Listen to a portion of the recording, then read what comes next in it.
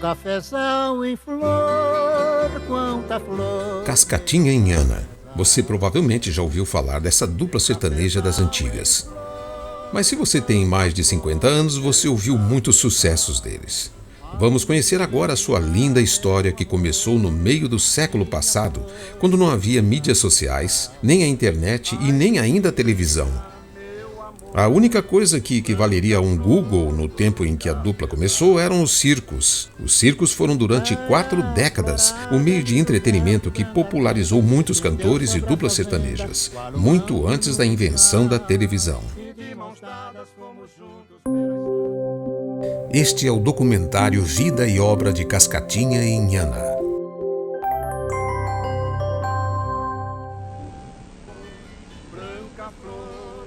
Eu sou nascido em Araraquara, Morada do Sol. E a Inhana? Eu sou de Araras, estado de São Paulo. Começamos a cantar logo após o casamento. Eu, em 1937, mais ou menos, viajava com o circo. Era músico do circo Nova York.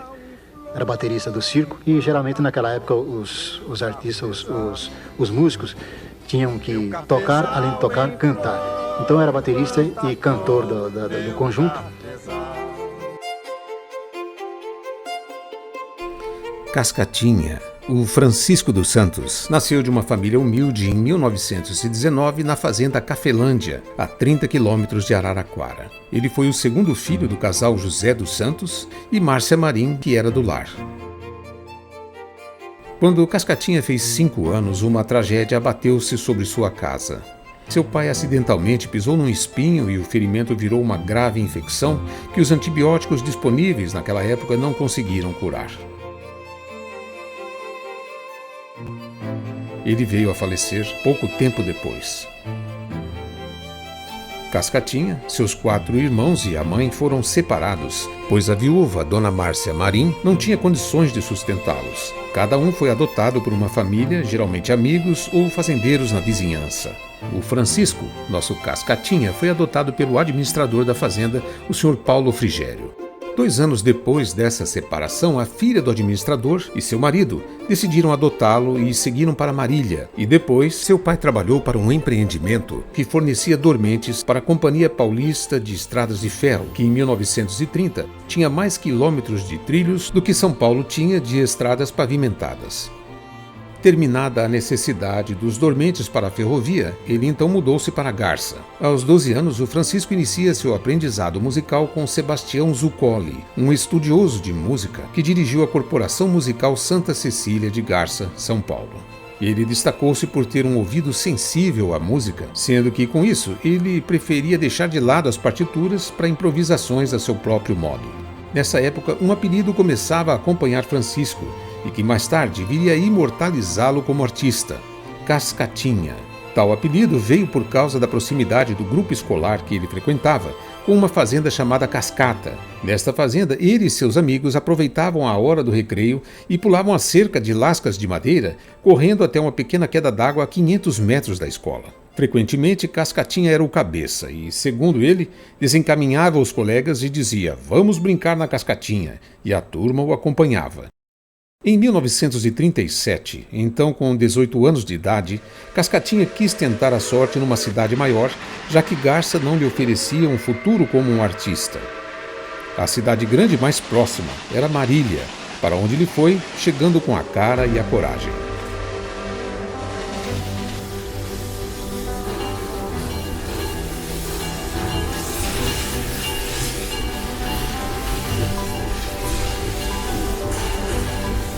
Francisco dos Santos começou então cedo sua carreira musical como baterista de circo.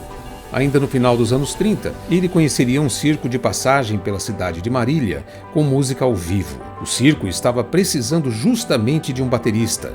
Era o Circo Nova York. Era baterista do circo e geralmente naquela época os artistas, os músicos, tinham que tocar, além de tocar, cantar. Então eu era baterista e cantor do conjunto. E o proprietário do circo, era o cômico da companhia, fez com que eu cantasse com seu irmão no picadeiro, Mas naquela época eu sabia só cantar aquelas músicas do Moreira da Silva, sambas de break, sabe? Mais ou menos. Vou mandar prender esta nega risoleta que me fez uma falseta e me desacatou. Samba de break, né? Aquela jogada, né? E depois, viajando, conheci um artista equilibrista, Natalício Firmino dos Santos. E então formamos a dupla. Naquela época chamava-se a dupla Chopes e Cascatinha.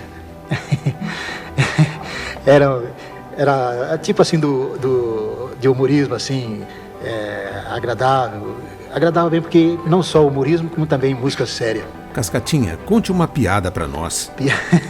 As piadas não lembro mais, não lembro, não dá pra lembrar, porque há muito tempo que a gente não conta piada, tá fora de forma. Em 28 de março de 1923, Ana Eufrosina nasceu no município de Araras, São Paulo, onde passou sua infância e adolescência. Desde cedo, Ana já se envolvia com a música. Sua família tinha muitos músicos amadores. Ainda em sua adolescência, passou a fazer parte da Orquestra Jazz Band de Araras, na qual já atuavam seus irmãos mais velhos, José do Patrocínio e Luiz Gonzaga. Com o sucesso deles, Ana recebeu o convite para apresentar-se na Rádio Clube de Rio Claro e no programa A Voz de Araras, da Rádio Zurita. Nesse período, ela própria herdou o nome desse programa, passando a ser conhecida como A Voz de Araras. Eu comecei a cantar, meus irmãos cantavam em orquestra lá na minha terra, nós fazíamos baile, e minha mãe, eu fui cantar com meus irmãos, que minha mãe deixou. Eu me casei com 18, não, tô fazendo as contas aqui, né? Só fazendo as contas. Com 18 anos, eu tinha uns 14, 15 anos, quando eu comecei a cantar.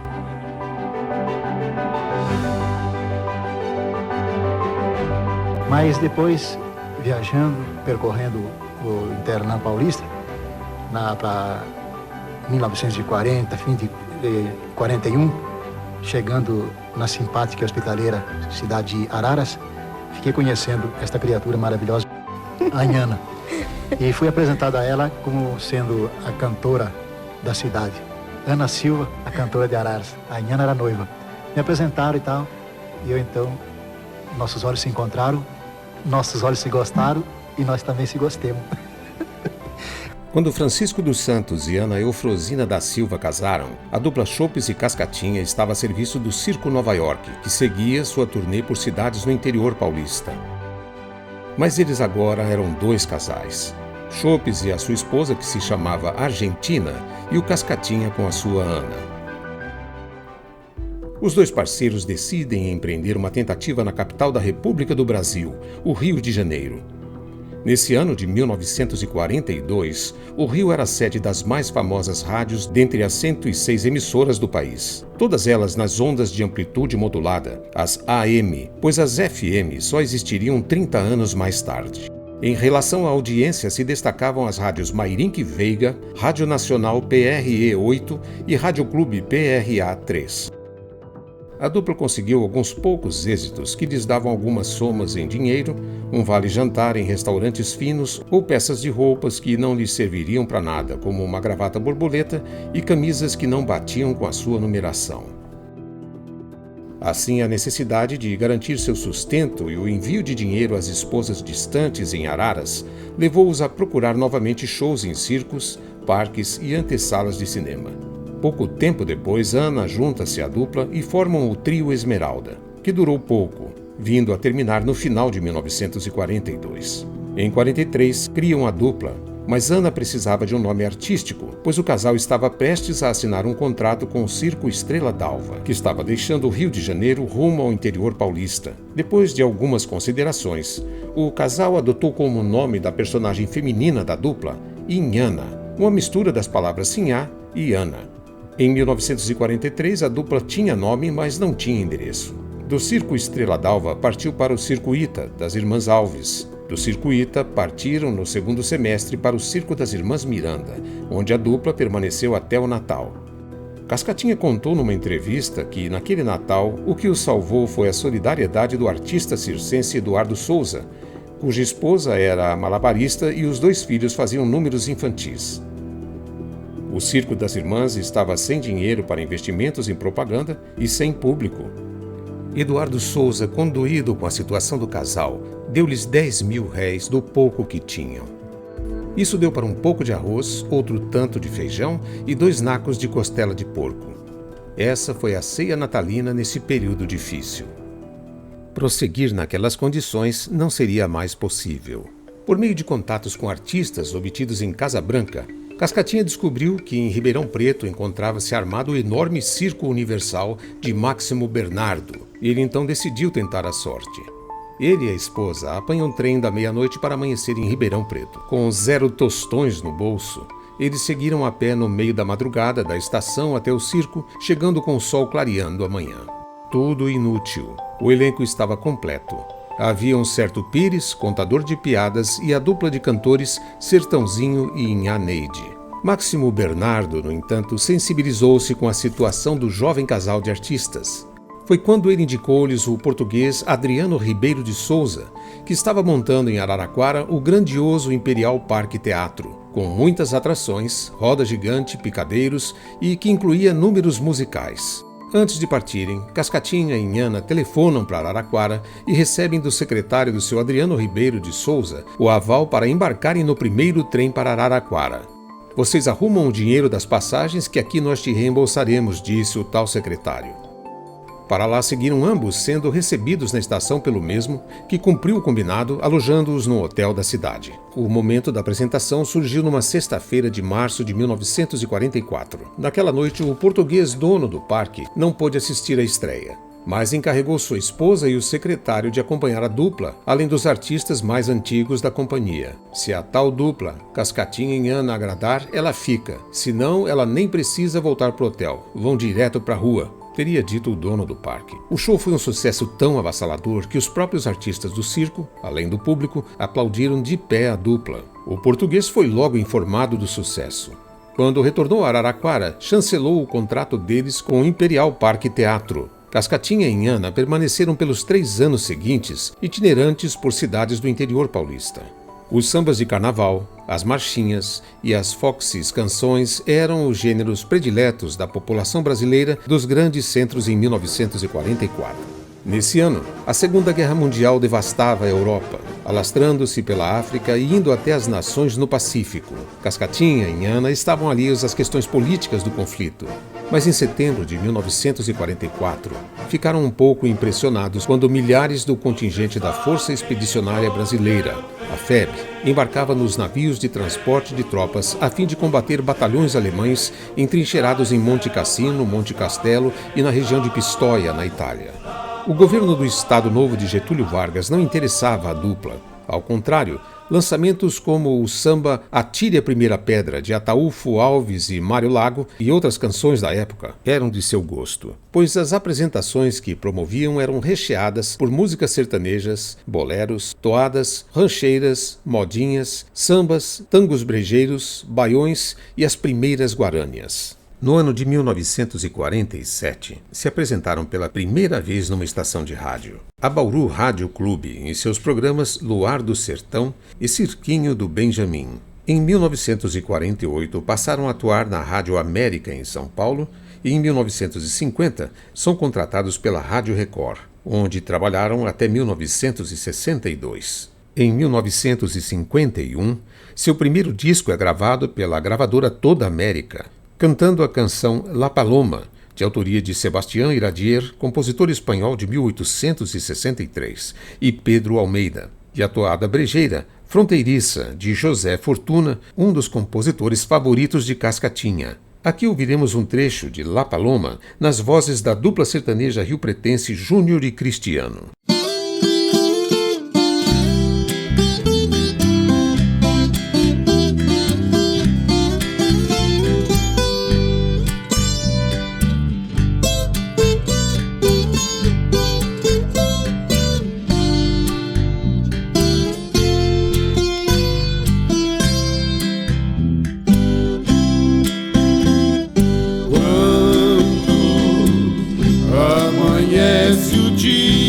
No meu rincão,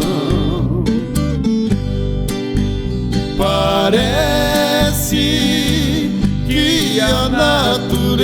natureza tem coração. Quando amanhece o dia no meu rincão,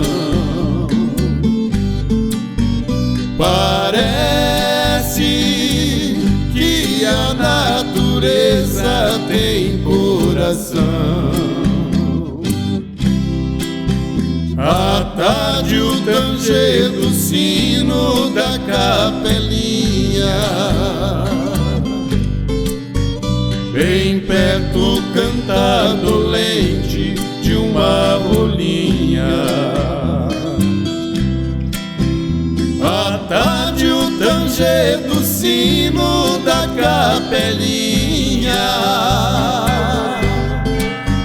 bem perto canta dolente de uma rolinha.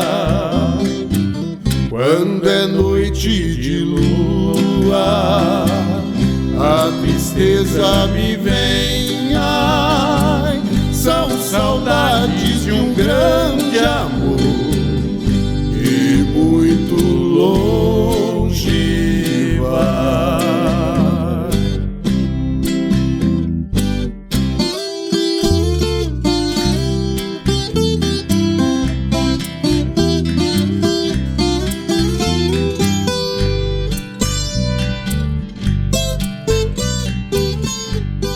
No ano seguinte, em 1952, eles gravam duas canções que seriam dois de seus maiores sucessos, assim como da própria música popular brasileira. Meu Primeiro Amor, uma composição de Hermínio Jiménez, com versão de José Fortuna e Pinheirinho Júnior, e a Guarânia Índia, de José Flores e Manuel Ortiz Guerreiro, também com versão de José Fortuna.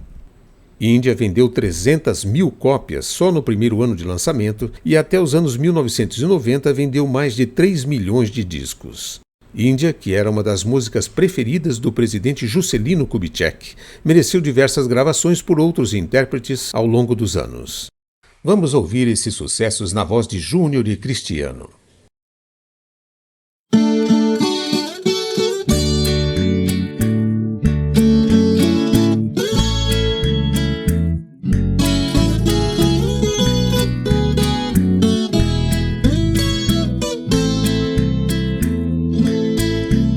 Saudade, palavra triste, quando se perde um grande amor. Na estrada longa da vida, eu vou chorando a minha dor.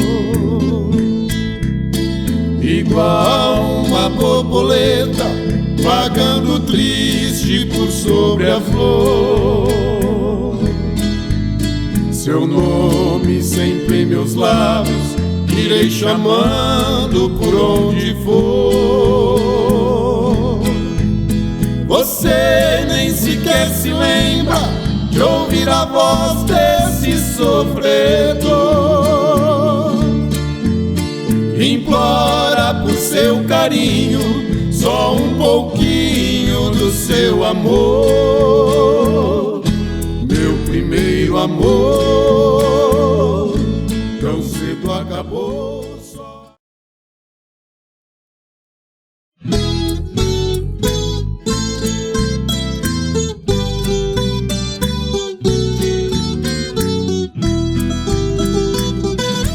Índia, seus cabelos nos ombros caídos,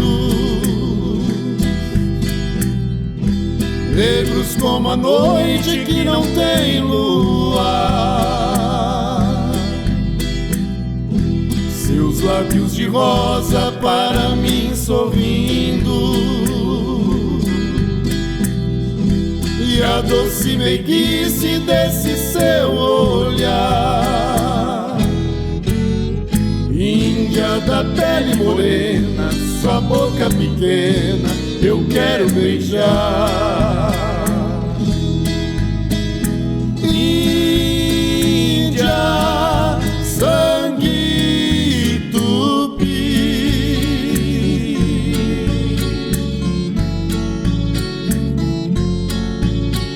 tem o cheiro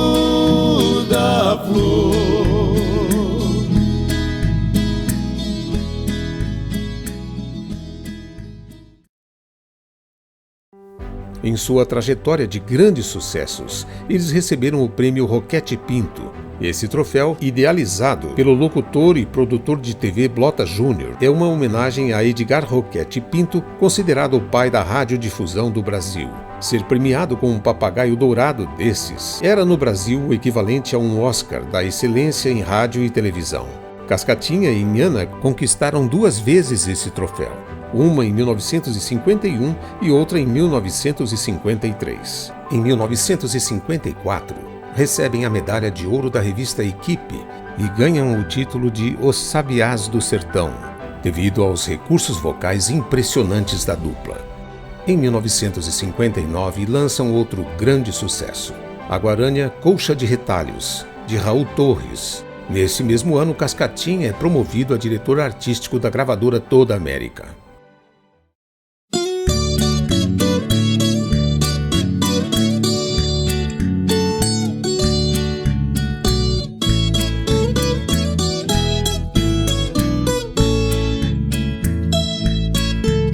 Aquela colcha de retalho que tu fizeste, juntando pedaço em pedaço, foi costurada. Serviu para o nosso abrigo em nossa pobreza. Aquela colcha de retalho está bem guardada. Agora na vida rica que estás vivendo,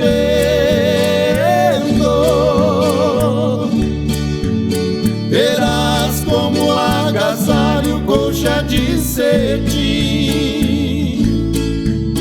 Mas quando chegar o frio no teu corpo enfermo, tu has de lembrar da colcha e também de mim.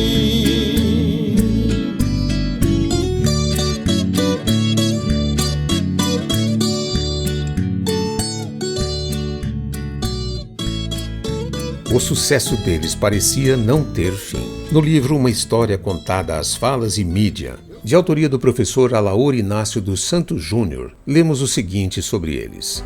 Abre aspas. No início de 1981, a lenda de precursores da música caipira lhes asseguraria mais um troféu, entre os inúmeros que acumulavam. O de melhor dupla pelo conjunto de obras caipiras, outorgado pela Ordem dos Músicos do Brasil. Em fevereiro daquele ano sairia o último LP da dupla, Você Pra Mim É Tudo. Neste mesmo mês, cerca de 50 mil pessoas aplaudiram entusiasmadas a apresentação de Cascatinha e Inhana no Festival de Música na Praia, que a Secretaria da Cultura realizou na Praia do Gonzaga, em Santos. Embora ocultasse das pessoas mais próximas, Inhana, então com 58 anos de idade, sentia-se afadigada, como revelaria Cascatinha a este trabalho. Mas ambos aguardavam com uma ansiedade infantil a chegada do dia 20 de junho de 1981, quando, com a presença de representativas duplas de artistas, como Tonico e Tinoco, Milionário e José Rico, entre outras, seriam comemorados os 40 anos da dupla Cascatinha e Inhana, num bem organizado concerto no Maracanãzinho, no Rio de Janeiro, intitulado A Grande Noite da Viola. No início da tarde de 11 de junho de 81, no entanto, enquanto encontrava-se sozinha em casa, no bairro do Ipiranga, em São Paulo, onde residia com o marido, Inhana sentiu-se mal e foi até uma farmácia na vizinhança. Lá foi levada pelo farmacêutico ao Hospital Leão 13, onde faleceu. No dia seguinte, alguns jornais estampariam reportagens sobre os momentos finais da cantora. Todas elas, e também o laudo médico do hospital, apontavam as complicações cardíacas como causa da morte, que ocorrera às 16h30. No jornal O Estado de São Paulo, a notícia foi emblemática. Dupla sertaneja perde sua voz feminina, Inhana. Emissoras de rádio, especialmente as mais populares, fizeram programas especiais apresentando os sucessos da dupla. Em 1982, Cascatinha grava um disco solo pela gravadora Continental, o emblemático Canto com Saudade. Mas o gosto popular vigente já não se interessava pelo sentimento de saudades. Comercialmente, no rádio e na TV, baladas como Lança Perfume ou Baila Comigo, da cantora e compositora Rita Lee Jones, estavam distantes do romantismo das músicas caipiras. Já no início dos anos 90, em São José do Rio Preto, ele conheceu a também viúva Helena Lopes da Silva, que também era uma fã da dupla, com quem se casou. Em 1993, Cascatinha ficou muito abalado com a morte de seu parceiro, compadre e amigo José Fortuna. E no final de 1995, outro abalo. Depois de um mal-estar, exames revelaram que ele sofria de uma cirrose hepática crônica, doença que lhe tiraria a vida em 1996. Fecha aspas. Como comentário final, é importante salientar que a dupla Cascatinha e Inhana foi a personificação da transformação cultural no campo da música popular, preconizada pela Semana da Arte Moderna de 1922, em São Paulo. Ela marcava a renovação do contexto artístico e cultural urbano e buscava renovar a arte brasileira nos campos de literatura, das artes plásticas, da música e da arquitetura. Nas palavras do professor, jornalista e pesquisador Romildo Santana, temos o seguinte: as guarânias de Cascatinha e Inhana, celebradas pela Tropicália, concretizam um dos ideários da Semana da Arte Moderna, a união dos países latino-americanos.